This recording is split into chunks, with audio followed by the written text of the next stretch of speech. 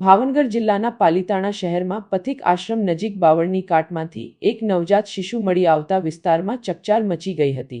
ઘટનાની જાણ થતાં જ સ્થાનિકોએ પોલીસને માહિતી આપી હતી। પોલીસ તાત્કાલિક સ્થળ પર પહોંચી તપાસ હાથ ધરી હતી। નવજાત શિશુ મૃત હાલતમાં મળી આવતા તેને પોસ્ટમોર્ટમ અર્થે હોસ્પિટલ ખસેડવામાં આવ્યું હતું। પ્રાથમિક તપાસમાં કોઈ અજાણી મહિલાએ પથિક આશ્રમ નજીક બાવળની કાટમાં નવજાત શિશુ મૂકી દીધું હોવાની શંકા વ્યક્ત કરવામાં આવી રહી છે। આ મામલે પોલીસે આસપાસના વિસ્તારોના સીસીટીવી કેમેરાની તપાસ શરૂ કરી છે તેમજ વધુ તપાસ હાથ ધરી સમગ્ર ઘટનાના કારણો જાણવા પ્રયાસ કરી રહી છે। ઘટનાને લઈ સ્થાનિકોમાં દુઃખ અને આક્રોશની લાગણી જોવા મળી રહી છે।